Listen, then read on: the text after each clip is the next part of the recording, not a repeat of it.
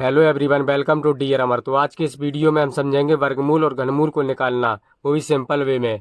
और हम कैसे पता करेंगे कि हमें किसका वर्गमूल निकालना है और किसका घनमूल निकालना है। तो आप वीडियो को पूरा लास्ट तक ज़रूर देखिएगा। तो चलिए हम वीडियो को स्टार्ट करते हैं।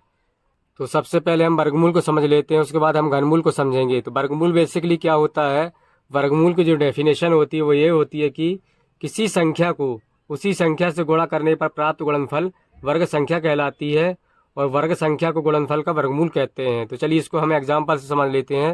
जैसे मान लेते हैं कि कोई 7 है, और 7 को उसी 7 से गुणा करने पर जो प्राप्त संख्या होती है वो वर्ग संख्या कही जाती है। यानी कि जो 49 होगा वो हमारी वर्ग संख्या होगी। और 49 को क्या बोलेंगे हम, 7 का वर्गमूल बोलेंगे। 49 को 7 का वर्गमूल बोलेंगे। तो इसी को समझ लेते हैं हम कि 49 को 7 का वर्गमूल बोलते हैं। तो इस प्रकार से इसको समझा जाता है। तो चलिए इसको हम जो चिन्ह से दर्शाते हैं वर्गमूल को, वो कुछ इस प्रकार का चिन्ह होता है। और एक और चिन्ह होता है, ये 2 लगा रहता है बाहर। तो वर्गमूल को इस सिंबल से दर्शाया जाता है। तो ये आपको याद रखना है। तो चलिए अब हम घनमूल को समझ लेते हैं। घनमूल क्या होता है बेसिकली। तो घनमूल की जो डेफिनेशन होती है दोस्तों, वो किसी संख्या को उसी संख्या में 2 बार गुणा किया जाता है तो प्राप्त गुणनफल उस संख्या का घन कहलाती है।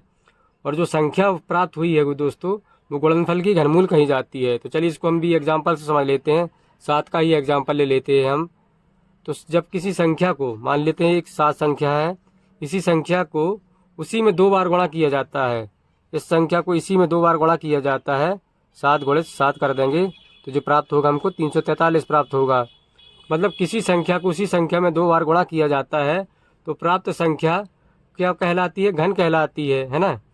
और संख्या गुणनफल की, और जो संख्या जो प्राप्त हुई है जे, इस संख्या गुणनफल की क्या कही जाती है, घनमूल कही जाती है। घनमूल कही जाती है। तो इस प्रकार से आपको समझना है इसको कि ये घनमूल कहलाती है और ये हमारी वर्गमूल कहलाती है, वर्गमूल। तो इस प्रकार से आपको इनको समझना है। इसका जो सिंबल होता है, घनमूल का जो सिंबल होता है दोस्तों, वो कुछ इस प्रकार से होता है। बाहर 3 होता है और ये रूट लगा रहता है, बिल्कुल वर्गमूल की तरह ही होता है, लेकिन इसमें बाहर 3 लगा रहता है और इसमें जबकि 2 लगा रहता है। और एक कई बार इसमें सिंगल ही रहता है, मतलब इसके अंदर कुछ, मतलब इसके बाहर कुछ नहीं लगा रहता। और कभी कभी इसमें 2 लगा रहता है। तो इसको आपको पहचानना है कि ये वर्गमूल का सिंबल होता है और ये घनमूल का सिंबल होता है। तो इस प्रकार से आपको वर्गमूल घनमूल में अंतर पता चल जाता है। जैसे कि दोस्तों वर्गमूल में कई बार ऐसा पूछ लेता है कि वर्गमूल 9 निकालिए, तो इसका मतलब आपको वर्गमूल निकालना है। मतलब अगर ऐसा दिया हो, इस प्रकार से सिंबल बना हो और 9 अंदर लिखा हो, तो इसमें आपको क्या निकालना है, वर्गमूल निकालना है। यदि यहाँ पे 2 बाहर लिखा हो और ये वर्गमूल लगा हो, वर्गमूल का चिन्ह लगा हो और यहाँ पे 16 लिखा हो, तो इसका भी आपको वर्गमूल निकालना है। तो इस प्रकार से आपको वर्गमूल निकालना है, इससे पहचान करना है आपको। और इसी प्रकार जैसे इसमें क्वेश्चन में या दे दिया गया हो, जैसे मान लेते हैं 64 लिखा हो और ये वर्गमूल जैसा ही चिन्ह हो, लेकिन यहाँ पे 3 लिखा हो, तो इसका मतलब क्या होता है दोस्तों, आपको घनमूल निकालना है। इसका क्या, ये क्यू लगा है ना, मतलब 3 लगा है, मतलब क्यू लगा है, तो इसको आपको घनमूल निकालना है। एक और प्रकार से जैसे यहाँ पे 27 लगा है और ये वर्गमूल जैसा चिन्ह है और यहाँ पे 3 लगा है, लेकिन 3 लगा है मतलब ये हमको घनमूल निकालना है। यानी कि 2 लगा है इसमें तो वर्गमूल निकालना है, और कुछ भी नहीं लगा हो तो भी वर्गमूल निकालना है। तो इस प्रकार से आपको इसको समझना पड़ेगा दोस्तों। इसको आप प्रैक्टिस कर लीजिएगा और अच्छे से इसको समझ लीजिएगा। तो चलिए हम इसके कुछ एग्जाम्पल बनाते हैं। तो चलिए मैं वर्गमूल का एक एग्जाम्पल ले लेता हूँ और उसको सॉल्व करते हैं हम कि कैसे वर्गमूल को सॉल्व किया जाता है। तो चलिए हम इसको देख लेते हैं अब। तो जैसा कि ये क्वेश्चन दिया गया है, इसका हमको वर्गमूल निकालना है। तो वर्गमूल कैसे निकालेंगे इसका हम, तो सबसे पहले एक हम सीधा लाइन खींच लेते हैं। ये कुछ इस प्रकार से लाइन खींच लेते हैं और एक आड़ा लाइन खींच लेते हैं। अब इसमें हम इसकी वैल्यू लिख लेते हैं 44, 100। तो इसका हम सबसे पहले वर्गमूल निकालेंगे। तो वर्गमूल निकालने के लिए बेसिकली हमको करना क्या होता है दोस्तों, सबसे पहले हमको छोटी से छोटी संख्या से भाग देना पड़ता है।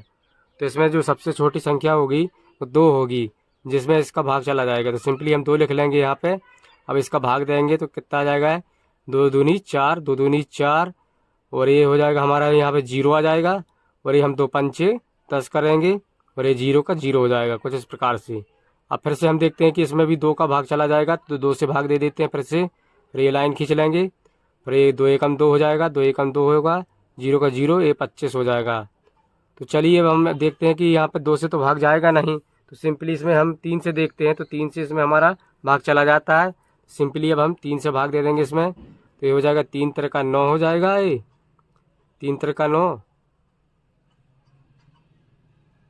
सॉरी यहाँ पे मैं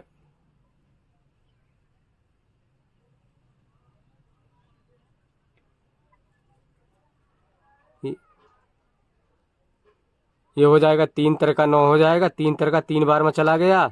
और ये कितना बचा, यहाँ पे 2 बचा, तो 3 5 6 15, 3 6 18, 6 बार में गया। और यहाँ पे कितना बचा, फिर 18 बचा, तो यहाँ पे 20 था, तो यहाँ पे 2 बचा, फिर से बचा, तो 3 7 21, 7 बार में चला गया। अब कितना बचा, 1 बचा, तो 3 5 6 15, 5 बार में चला गया। तो इस प्रकार से ये सॉल्व हो जाता है। तो चलिए इसको हम फिर से 3 से डिवाइड करते हैं, तो 3 से हमारा भाग चला जाएगा फिर से। तो चलिए इसको सॉल्व करते हैं। तो ये कितना आ जाएगा, सिंपली इसमें हम 3 से भाग देंगे, तो ये कितना हो जाएगा, 3 एकम 3, 3 दूनी 6, और ये 3 दूनी 6 हो जाएगा। और 1 बचा इधर पे, तो 1 यहाँ पे दे देंगे, हाथ के लाई, तो ये 3 5 15 हो जाएगा। तो इस प्रकार से हमारा ये 1225 आ जाता है। तो सिंपली अब हम 3 से डिवाइड करेंगे, तो 3 से तो ये जाएगा नहीं। अब तो सिंपली इसमें हम 4 से देखते हैं, तो 4 से भी नहीं जाएगा। तो सिंपली यहाँ पे 5 लिखा है, तो 5 से डिवाइड करेंगे तो ये हमारा चला जाता है। तो सिंपली हम यहाँ पे 5 से डिवाइड करेंगे इसको। तो 5 एकम 5, 5 दूनी 10, 2 बार में गया।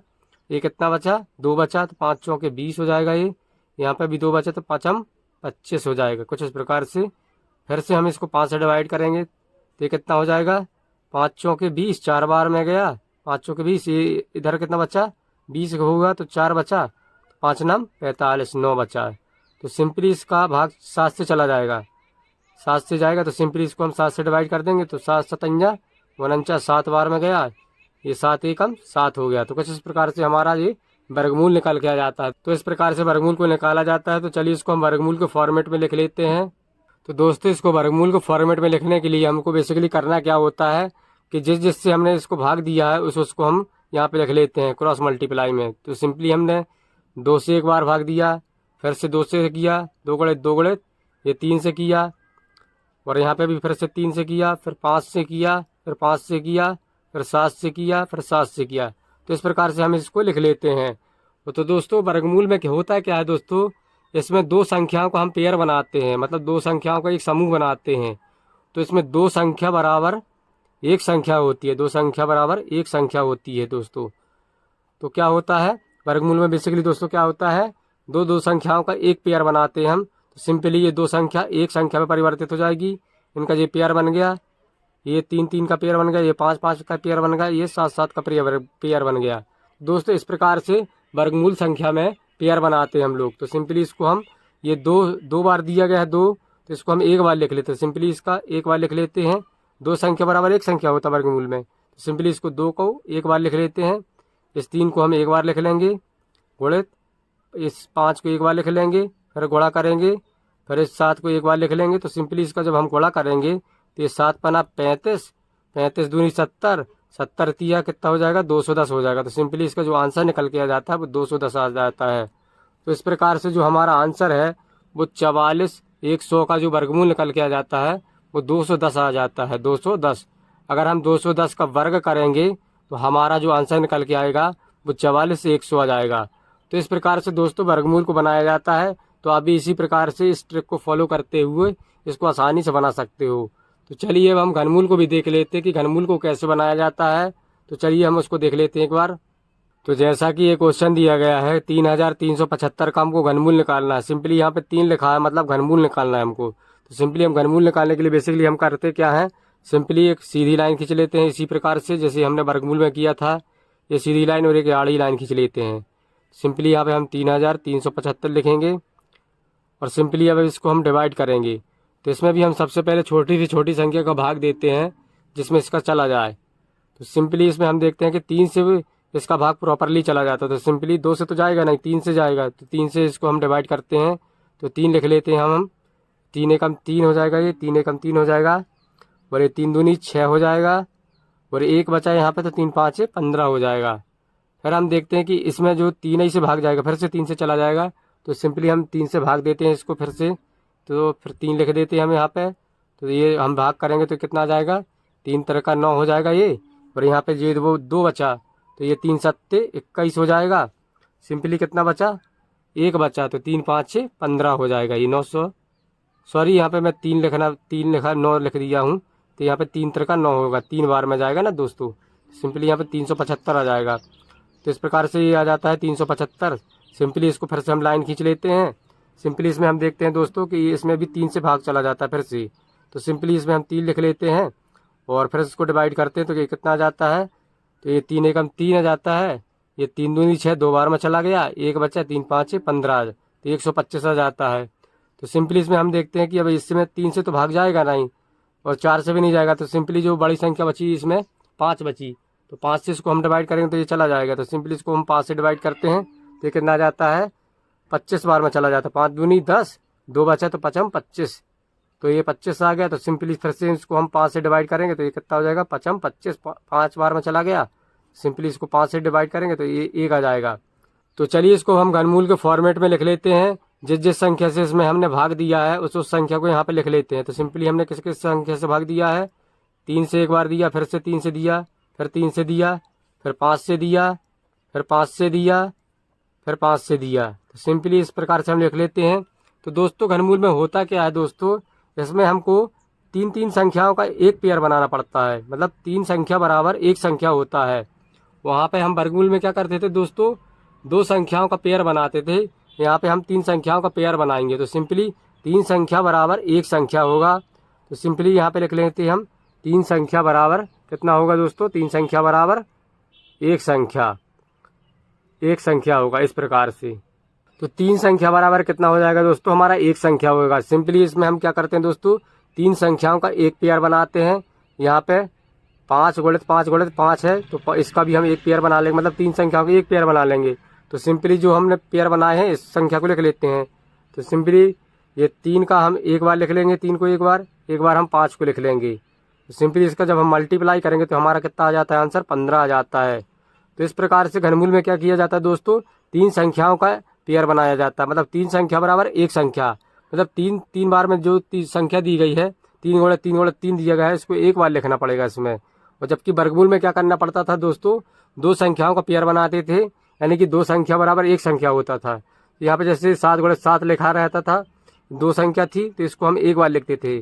और घनमूल में और क्या करते हैं दोस्तों कि यहाँ पे जो 3 संख्या होती है उसको हम एक बार लिखते हैं। तो यही इसमें बेसिकली डिफरेंस होता है। तो आई होप कि आपको ये समझ में आया होगा। तो वीडियो अच्छा लगा तो वीडियो को लाइक और शेयर करें, और ऐसे वीडियो के लिए हमारे चैनल को जरूर सब्सक्राइब कर लें। तो चलिए मिलते हैं नेक्स्ट वीडियो में, आज के लिए इतना ही। जय हिंद, जय भारत।